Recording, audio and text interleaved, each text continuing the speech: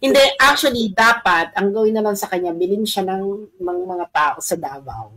Hmm. Gawin Pag nilang museum. I think museum. that's the best thing to do. Baka kaya sila nagbibenta dahil wala talaga silang pera. Marahil nabalitaan nyo na ho ngayong mga oras na to na nakitaan ng for sale sign yung bahay na itong si dating Pangulong Rodrigo Duterte dyan sa Davao City. Dito sa video na to, papanoorin ho natin ang live nitong si Ma'am Joey. Subukan ho natin na alamin kung ano ang mga posibleng dahilan dyan sa paglalagay ng for sale sign na yan dyan sa bahay nitong si dating Pangulong Rodrigo Duterte. At dito rin ho sa video na to, itong si Win Gatchalian, pumasok na rin ho sa eksena. Kasi kakasuhan daw nila itong si Alias Rene dahil doon sa pagbawi niya ng kanyang mga sinabi doon sa hearing nitong si Senator Risa Hontiveros. Mamaya na ho yan mga kababayan. Pero bago ang lahat ng yan, kung bago lang ho kayo sa PH Update, isang like at isang subscribe. Masaya na ho tayo dyan sa mga gusto sumati sa ating community. Yung join button, nandyan lang ho sa baba. Ayun na nga, ano na lang ho. 96,000 subscriber, magwa 1 million na ho tayo. Palakpakan, maraming salamat sa mga bagong subscribe sa mga nakalipas na araw. Rekta na ho muna tayo dito kay Win Gatchalian. Ano na naman ho kaya ang mga na pag-eepal nitong si Win kaugnay dito sa issue nitong si Alias Rene. Dapat lahat talaga ika nga makasawsaw dito sa issue na to, lalo na yung mga kasamahan ni Risa. Yung mga yan, kaklose ni Risa Hontiveros yan eh. Diba? Imbis na kastiguhin natin o pag-usapan natin dahil meron na nga namang track record yung si Risa Hontiveros, alamin natin kung ano yung katotohanan dyan sa pagbawi nitong si Alias Rene. Ngayon talagang kakasuhan na ho nila. Good luck na lang kung makita nyo yan si Alias Rene. Ito, panoorin natin itong mga kababayan. Isinusulong ni Senator Sherwin Gatchalian ang pagsasampa ng kaso laban kay Michael Maurilio alias Rene na naunang tumestigo sa pagdinig ng Senado kaugnay sa mga kaso ng religious leader na si Apollo Kibuloy. Ito matapos baligtarin ni Maurilio ang kanyang mga inihayag sa Senado at sinabing binayaran lang umano siya para tumestigo laban kay Kibuloy. Ang nakakaano lang ho dito sa mga banat na to nitong si Win Gatchalian. Yang kasamahan ho niya, kaya yung ethics complaint na yan, ano ho yan kabalbalan ho yan sa totoo lang. Ganyan ho ang pananaw ng mga senador dito sa issue na. Siguro yung iba kagaya nitong si Win Gatchalian, kung nandiyan si Coco Pimentel, ganyan din ho ang pananaw nila dyan sa pagsasalita na yan nitong si Alias Rene. Kasuhan na lang siya, perjury o kung ano pa man. Okay, kasuhan natin ng perjury itong si Alias Rene. Kasuhan natin, pakulong natin, pagmultahin natin kung ano man yung mga kaparusahan na dapat ipataw sa kanya. Pero kailangan din natin pag-usapan yung tipong, Senator Risa, hindi to ang pinakaunang pagkakataon na mapagbintangan ka na nagbayad ng witness. Hindi nyo ho ba, kung rinirespeto nyo ho talaga yung institusyon na kinabibilangan nyo, dapat pati yung mga kasamahan nyo dyan, kausapin nyo, tanongin nyo sila kung yung buong katotohanan dito sa isa na to. Para hindi kayo magmukhang mga nakakatawa ho kasi. Kakasuhan nyo si Alias Rene. Okay, kasuhan nyo, walang problema. Kasi nga naman, binawi nyo yung mga sinabi niya. Pagpalagay na natin, talagang nalabag niya yung, yung mga rules niyo dyan sa Senado, di ba? Pero dapat din, magpatawag ng hearing na kung saan ipatawag natin lahat ng mga inimbitahan ni Risa Hontiveros. Tapos tanungin natin lahat sila, harapan. Itong si Alias Rene, Senator Risa Hontiveros, mag-usap. Tingnan natin talaga kung sino nagsasabi ng totoo. Pagpasok ng 20th Congress, maliban doon sa pagbasura sa impeachment ni BP Sara, yan pinakaunang aaregluhin ko. Kasi yung kredibilidad ng Senado nakasaalang-alang dito sa isa na to. Pwedeng magbukas ng hearing in aid of legislation para maiwasan itong mga ganitong klaseng kaganapan sa mga susunod na pagdinig sa Senado. Ngayon, pagka meron silang isasalang dyan, anong papasok sa utak ng ating mga kababayan? Lalo na kung ang magsasalang itong si Risa Hontiveros, baka nabayaran lang yan. Baka pagkatapos ng hearing, meron na namang kalahating milyon yan. Diba, hindi ho natin maiiwasan yun. Kaya ngayon pa lang, dapat, aksyonan na yan ng Senado. Mag-hearing in aid of legislation. At kung sakali, na totoo yung mga aligasyon nitong si Alias Rene, manawagan ho kayo sa inyong kasamahan na magbitiw siya sa pwesto dahil dinudungoy siya niya ang institusyon na sa napakatagal na panahon sobrang dungis na talaga. Ng senador, nanumpa si Maurilio sa Senado upang magsabi ng katotohanan at binigyan ng pagkakataong magsalita ng malaya para maabot ang hustisya. Ngunit ngayon ay iba na ang sinasabi at lumalabas anya na nagsinungaling siya laban sa Senado at taong bayan. Teka lang. Yung pagsisinungaling niya, nangangailangan siya, inalok siya ng pera o baka meron pang kasamang pananakot yan. Hindi ho natin alam ang buong katotohanan pero yung mga kausap niya doon sa meeting na yon, nandiyan US Embassy, nandiyan si Nicolas Torre, nandiyan yung opisina nitong si Anton Lagdameo, nabanggit din. Yang ang tawag dito, yung mga staff nitong si Senator Risa Hontiveros, mga bigatin hong mga personalidad. Yung nakaka-meeting nitong si alias Maurilio, alias Rene, noong panahon na sinasagawa yung hearing sa Senado. Dapat din ho natin, ito yung problema pagka ikaw senador di ba? Masyadong bias, masyadong one-sided. Ngayon, kahit ano pang kasinungalingan, kahit ano pang mga pagkakamaling ginawa nitong si Risa Hontiveros, parang nagkakaroon sila ng pre-pass sa mga ganitong klaseng statement ng kanilang mga kasama dyan sa Senado. Senator Rwin, hindi ho ba kayo naku-curious? Ipagpalagay na natin, meron siyang 2 testimonya. Pagpalagay na natin, ito sinabi niya Senado, ngayon binabawi niya. Di ba kayo naku-curious? Alin ba doon sa 2 na yun ang totoo? Di ba kayo naku-curious kung baka itong isa na to ang sinasabi niya totoo? Baka yung pangalawang statement niya ang totoo. Baka yung unang statement niya ang totoo. Ayaw niyo hubang imbestigahan itong isa na to para magkaalaman na, wag lang, ang dating parang nananakot lang kayo Nananakot kayo sa ibang mga resource person na baka nabayaran dyan sa Senado na wag nang lumantad kasi baka makasuhan sila ng perjury.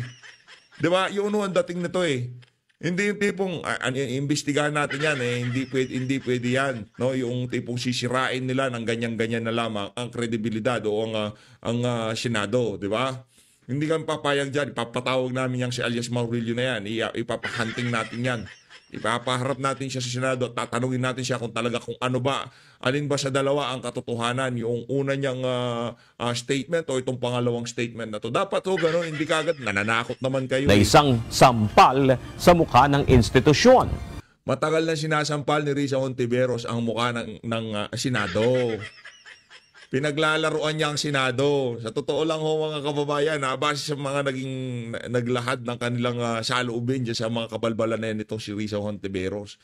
Sa lahat na lang major hearing na sinasalian ni Risa, especially yung mga hearing na kung saan didiin ng mga Duterte, lagi hong merong ganitong issue na kung saan di umano binayaran, di umano kinausap, di ba? Merong binigay na ganito, ganyan. Lagi na lang hong nai-involve yung opisina nitong si Senator Risa Hontiveros. Senator Wing Gatchalian, hindi ko kayo para sa taong bayan sa ginagawa nyo na yan. Gusto na naman pakita na protektahan natin ang institusyon ng Senado. Hindi, pinoprotektahan mo dyan sa isa na yan, si Risa Hontiveros. Walang yaka. Sa bagay, kayo nga naman pala, magkakasama kayo na yung inyong mga kapamilya ay binigyan ng pwesto nitong administrasyon ni Marcos Jr. Kaya kayo talaga ang higa nga magkaka-close dito sa isa na to. Dapat anyang kasuhan ito ng perjury at lying under oath dahil sa pagsisinungaling sa Senado. Sa Lunes, isasagawa ang press conference na pangungunahan ni Senator Risa Hontiveros kung saan inasahang magsisiwalat ng iba pang impormasyon kaugnay ng issue. Ayun.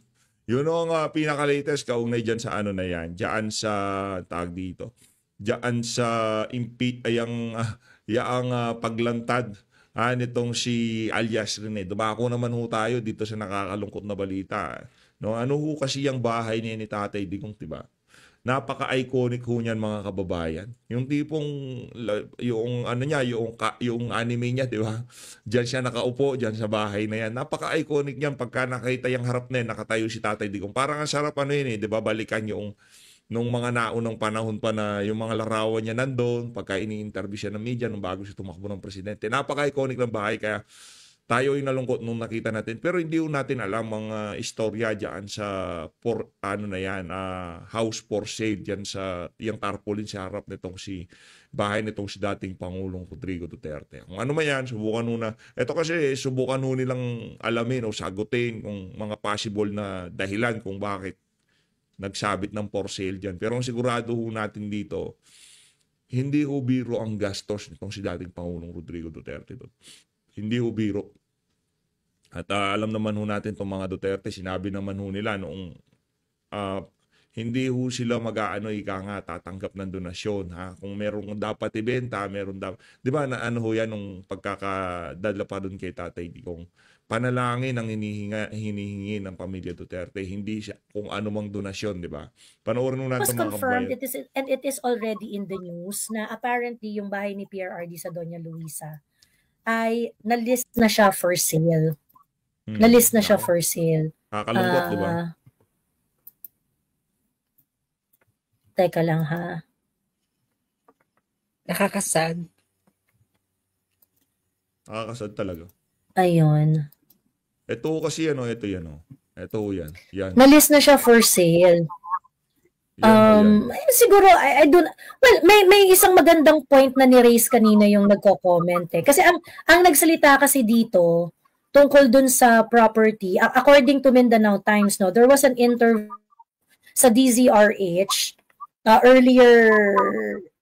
earlier evening kahapon na si Hanilet Avancenia yung nagbigay ng statement. Sabi, masakit sa dibdib ko every time I go inside. Ako na lang ang pumapasok dyan. May 4 na katulong pero walang amo. We abandoned it after what happened.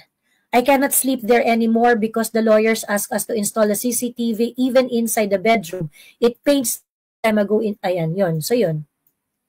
So, yun daw yung difficult decision. Citing emotional and security reasons for abandoning the property. Ayan.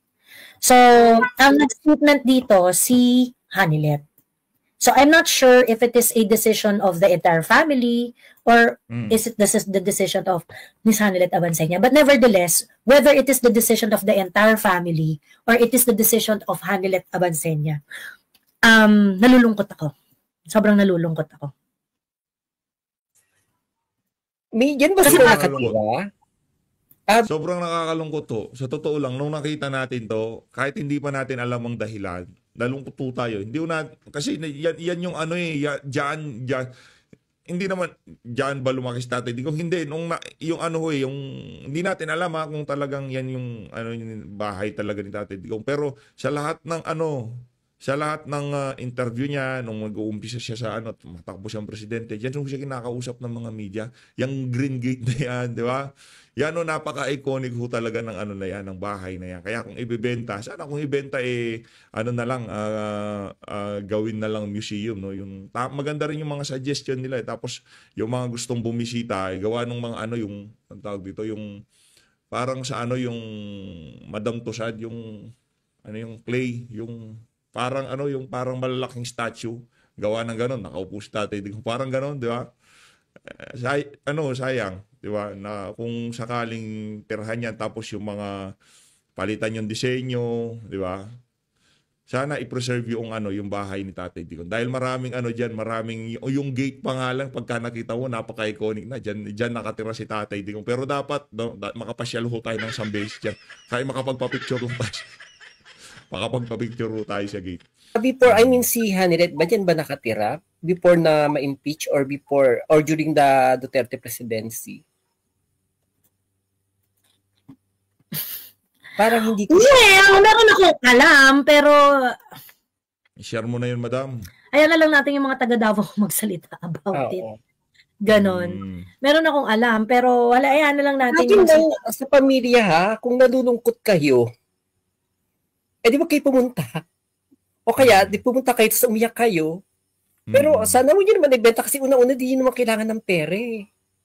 Hayaan nyo na lang siya dyan, ganyan. Di ba? Baka kailangan ng pera. Kasi di ba, ang tawag dito, si Inday, meron din siya nasabi noon na if ever na kailanganin nila ng pera, magbebenta na lang sila ng property. Property, correct. So, tama. naman, yung bahay na yan is hindi naman mansyon. Although, syempre, mahal yan kasi yung sentimental value ng bahay, yung historical value niyan. Pero, pwedeng ibang property naman. Wag na lang yung napakasimpleng bahay na yan. Iwan na lang Actually, yun. at feeling ko, yung bahay na yan talagang malapit sa puso ni Tatay Digong yan. Diyan niya, kung di tayo nagkakamali ha, noong bumisita yung Prime Minister ng Japan, diyan ho niya pinasyal. Diyan ho sila kumain. Diyan niya pinapatuloy yung mga, yung mga bisita niya. Yan ho talaga yung kumbaga, yung diyan niya pinapakita kung siya natutulog, di ba? Kung siya nagpapahinga. Yan ho talagang bahay na yan. Kaya pagka nabenta at napalitan ng kung ano-ano, tinanggal yung mga sayang ho. Pero wala ho tayong magagawa. Again, desisyon ng pamilya ho ni Tatay Digong yan. Di ho natin yan, di ba? Kung nangangailangan talaga ng pera, di naman ho pwedeng tumanggap si VP Sara ng donasyon kasi pagkakaalam natin, bawal yun. Di ho pwede yun. Kaya ang sabi ni VP, talagang magbebenta sila ng mga ari-arihan kung sakaling mangailangan sila ng pondo para dyan sa kinaharap na problema nitong si dating Pangulong Rodrigo Duterte. Nakakalungkot ho mga kababayan sa totoo lang. Di ba? Oo, yung mga previous presidents kasi hindi man talaga nagbenta ng nila family home nila ng yung home ng president. Ito kasi considered talaga na home ni PRRD eh. Kasi nakitulog pa dyan si tama. Nakitulog pa dyan yung Prime Minister ng Japan, yung patay na, yung dumalaw diyan. Hindi ko alam kung nakitulog siya, pero nagstay siya diyan. Matagal yung visit. Hindi ko alam kung nakitulog, no? Ayun. Sabi ni Gabi, it's his home since late 1990s to early 2000s. Ayun. Late 1990s, early 2000s. Nakikita ko siya dyan, di ba, Gavino? Nitong recently, may mga pa siya dyan eh. May mga, photo ops na lang yun? Ganon?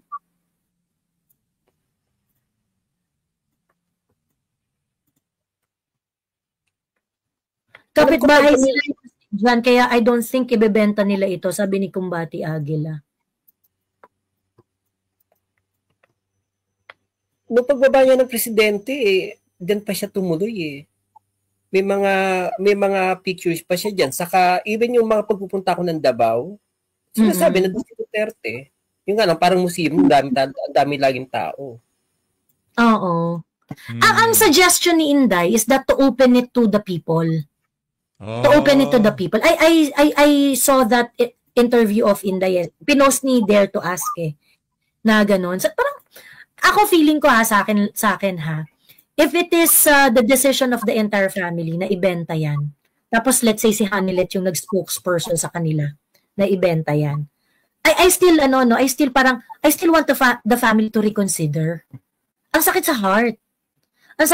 Kasi parang pag binenta mo kasi yan, hindi natin yung house ni PRRD is a symbol of is a symbol of servant leadership na you don't yung kumbaga parang you live your life as simple as you used to, and you do the right thing while in service, ganyan. Hindi mo pinayaman yung sarili mo, hindi mo in-enrich, yung mga ganun. Kahit pa sabihin ng iba, may nagsasabi, hindi, lang yan, ang tawag dito, chene lang ni PRRD yan, marami naman talagang bahay yan, ganyan. Nako. But that house has been a symbol of so, para sa akin, may importante pa rin na ma-preserve yun. Kasi, that is the story also that I would rather pass on to the next generation na it's possible to be simple and to be a high-ranking official. Diba? Ayun. Saka nakakasadmi kasi yung kay Miss Ethel Pineda ba yun? Yung post niya. Oo. Kasi parang may impact sa mga DDS na naniniwala pa rin na sana makauwi si Duterte. Mm-hmm. Tapos ibebenta mo yung bahay niya. So parang sumusuko ka na. Ano mo yun? Oo nga Sana i-reconsider ng pamilya. Ako sa akin, ang dating if this is a decision of the entire family if this is the decision of the entire family, sa akin hindi pa rin maganda yung dating kasi parang, ano ba to? Bring him home tayo dito. Puta, lahat tayo gusto natin siya umuwi, tapos pag uwi niya dito, wala siyang home. Tama naman, tama. Palakpakan natin si Madam Joey. Tama naman yun. Bring him home. Pauwi siya, wala siya. Tama yun. Kung ibibring natin siya, mananawagan tayo ng bring him home, yan ang home niya eh. Diba? Yan yung pinaka-ika nga, yan yung ano niya, yung pinaka-kutan. Yung base niya eh, di ba? O ngayon, pagka binenta yan, wala na, asan pa yung home niya?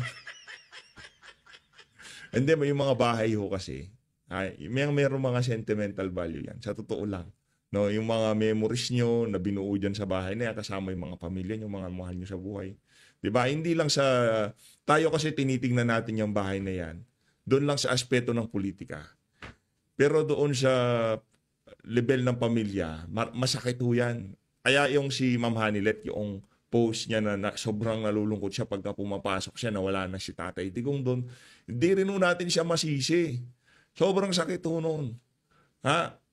Ito ano lang kumbaga, yung nangyari na yan sa mga nagmamahal kay Tatay Digong, daig pa ho nila yung namatayan sa totoo lang. Kahit nabuhay si Tatay Digong. Kasi pagka pumanaw yan, nasa simenteryo, mapupuntahan mo, maano mo. Pero sila, every time na matutulog sila tuwing gabi, hindi ho nila malaman natutulog kaya ang si Tatay Digong. Kumain na kaya si Tatay Digong. Napakasakit ho niyan mga kababayan. Sa totoo lang. Para doon sa mga talagang nagmamahal na kapamilya ha. Yun, kumbaga, yung alimbawa na lang yun, kunyari nangyari sa atin. Yung mga mahal nyo sa buhay, ano yung papasok sa isip nila? Yung simpleng nasa kulungan nga lang, nasa city jail. Di ba yung mga mahal nila sa buhay, maya't maya binibisita sila, kinukumusta sila. Yung mga mahal ho talaga, yung talagang nakulong lang doon sa hindi malamang kadahilanan ha. Ano pa kaya yung nangyari kay dating Pangulong Rodrigo Duterte? Kaya yung sakit na pagkapapasok ka sa bahay, hindi mo siya makita, nasa isang lugar siya, na kung saan hindi mo man basta-basta mapasukan, hindi mo basta-basta mabisita. Mas masakit pa ho yung nangyari na yan kay Tatay Digong kaysa sa namatayan. Araw-araw, oras-oras yung pamilya niya na yan, nagpis, napapaisip kung ano nang ginagawa ni Tatay Digong. Balita natin sa pinakahuling interview nitong si Kong Pulong, na sobrang nangayayat daw si dating Pangulong Rodrigo Duterte. Na 80 anyos na, mga walang puso talaga itong mga to. Mga walang hiyaw. Walang puso mga kababayan. Isipin mo, ano na siya, pwede na natin sabihin na nasa dapit hapon na siya ng buhay ni Tatay Digong. Tanggapin natin yun. 75 kasi yan na yung pinaka-ideal target sa mga kabataan ngayon di ba? Yung inabot ni Tatay Digong, mahigit 80 anyos. Dapat hapon na ho talaga yan. Di ba? Ano na siya, kumbaga, dapat ini-enjoy niya na lang yung retirement niya. Ngayon, nandun ho siya sa isang lugar na kung saan dinala siya doon dahil doon sa mga bagay na ginawa niya, na kung saan marami naman hong nagbenepisyo sa mga Pilipino. Di ba? Tuloy ho natin mga kababayan. Diba? Parang sumusuko na. Parang, sana wag ganun. I don't know, ganun yung dating sa akin. Na parang, ibenta na yung bayan. Parang, sasuko na tayo talaga. I can understand yung I can understand yung parang, merong, it might be something that is painful for the family to see. May mga ganong etchos balungos. O sige, naiintindihan natin yan. Pero kasi meron siyang sinisimbolize sa mga supporters Correct. Oo. Meron siya sinisimbolize sa mga supporters So parang, I don't think that is taken into consideration with this decision to sell it. Kasi, hindi yung bahay ng lahat ng Pilipino. Pero lahat ng Pilipino na nakipag-rally, to bring PRRD home, and yet you are going to sell the home that is known to all Filipinos to be PRRD's home, 'di ba? Correct. Ano sa messaging, may tama sa messaging, hindi maganda. Hindi maganda. So parang ako talaga na-frustrate ako. Na-frustrate ako. And to be honest, nung narinig ko 'yun, talaga ako, naiiyak ako. Pero parang, hindi ka naman kasali, ka naman kapamilya, ganyan. Oo, sige, hindi tayo kapamilya, hindi tayo dyan. Pero, siguro dapat, hindi pa naman nabibili, hindi pa naman nabibente. Hindi pa naman Pero, I think we should start, especially the family, should start thinking of legacy preservation. Oo. Ganun. Sasabihin ng iba kasi personal yan, hindi naman parang, yep, agree, pero ever since kasi, syempre, sinubaybayan natin si Duterte at isa yung bahay na yan sa symbol kung bakit napamahal sa atin si Duterte. So, alam mo yan, yung parang, sa akin lang, parang, ibenta nyo, inyo naman yan eh. Kaya nang nakakasad kasi parang ano pa tong pili ko na sana makauwi si Duterte. Eh kung yan mismong bahay, ibibenta na. So parang, okay. Sad lang. Ayun, of course, there are so many things that has to be considered here, no? Like, that I am not going to discuss further, but I am just going to focus on the legacy preservation. Kasi if this going to fall on a hand na hindi naman natin sure kung i-cherish yung history that comes with the house, 'di ba? And parang hirap na hirap nga tayong i-rally yung mga tao para magsama-sama at magkaroon ng mga adhikain na iisa, 'di ba? Hirap na hirap nga tayo i-rally yung mga Pilipino eh. And definitely, this is not gonna help. Because I'm very sure a lot of Duterte supporters are going to be broken-hearted because of this. Pag napunta to sa private ownership, pagkatapos hindi natin alam kung anong gagawin dyan. And I think tama yung suggestion ni Inday eh. Ano yun na lang yan? Parang i-preserve nyo na lang yung bahay na yan. Tapos open it to the public. Anybody can go there, makita nila yung kusina ni Digong, yung ano ni Digong. Di ba ganun yung ginawa doon sa bahay ni Rizal sa Calamba? Ganun yung ginawa sa bahay ng ibang mga presidente, ni Quezon, sa Baler. Diba? Sa kami ako yung talaga, kasi may historical value siya. Biro mo, Prime Minister ng Japan. Pumunta si PRRD, diba? Doon na siya papunta eh. Ayun. At napahanga si Abe nung pumunta siya doon sa napakasimpleng bahay ni Duterte, na presidente ng Pilipinas. So parang, sana i-preserve na lang, huwag na lang ibenta. Ngayon. Hopefully, if push comes to shove, ang bibili, gawing tourist spot na lang. Sabi ni Ate Windy City. Gawing museum. Ganon. Gawing museum. Kasi lahat naman yung mga previous houses ng na hindi rin naman kasi yung iba sinasabi nila na parang, kasi tumira dyan si Digong. Sabihin na natin na parang in the past few years, probably you are right. I do not know for sure, but that house is something that is very well known to be the house of PRRD. Diba? That house is the house that is very well known na tinirhan nung matanda. So ngayon, kahit naman yung house nung ibang mga, for example, si Rizal, ang dami rin naman niyang tiniran na bahay. Pero yung bahay niya sa Calamba, yung kinikilala na importanteng bahay sa kanya, because that is where he formed his the early stages of his life. Doon siya lumaki.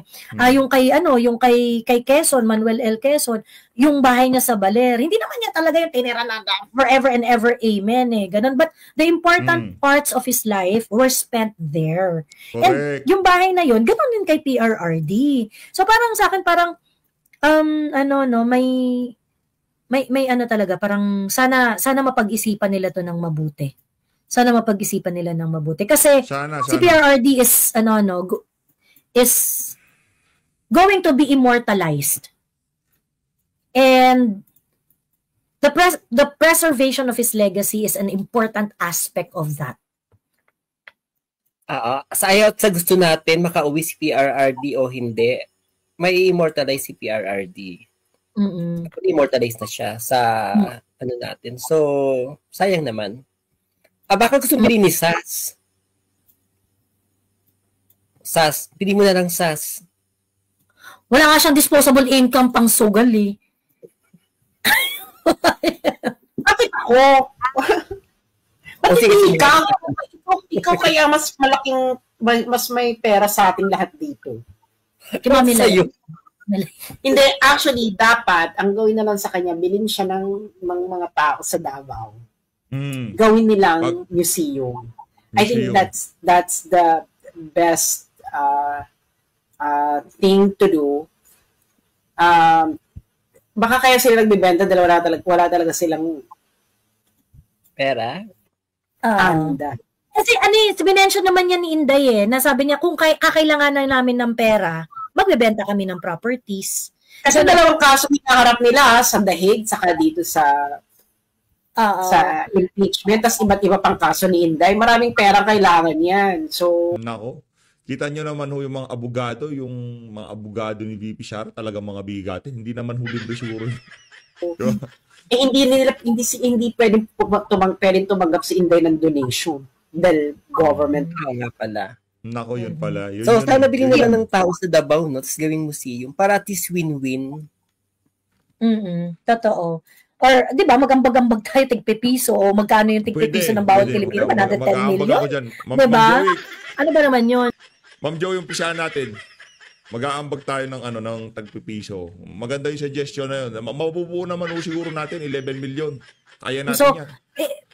Maybe that's maybe that's the strategy. I do not know kung yun ba talaga yung layunin, ganyan.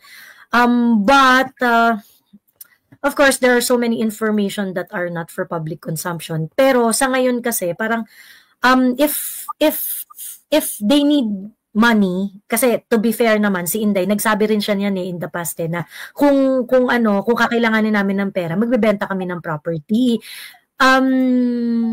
I do not expect it to be the Doña Luisa property. I'm pretty sure marami naman silang property bukod doon sa Doña Luisa property. Ba't naman yun, di ba? So, what I wanted to know is, yun nga, bakit yun?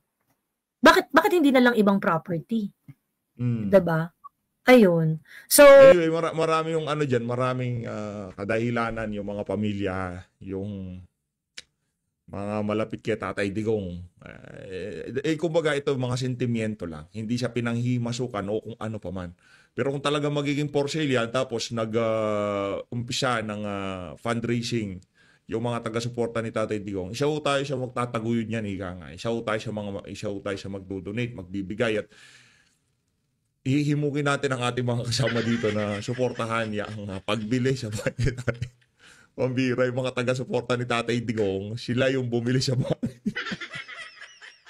Yan, solid yun, Ma'am Jo. Kung sakaling mangyari yun, matindi yun. Suportado ho natin yan. Dahil pag napunta yan sa mga pribadong kamay, baka kung pa-renovate, pawasak, sayang ho. Sayang. Iconic ho yan. Naalala nyo yung anime niya, yung cartoon niya, di ba? Yung upuan, nakaganyan siya sa upuan. Diyan ho yun. Yung footage na yun. Diyan yung bahay na yun. Ini-interview siya ng mga media. Tinatanong kung tatakbo siya presidente. Diyan ho lahat yun. Anong pangalan nun? Kalimutan ko na yung Rappler, yung Payatot.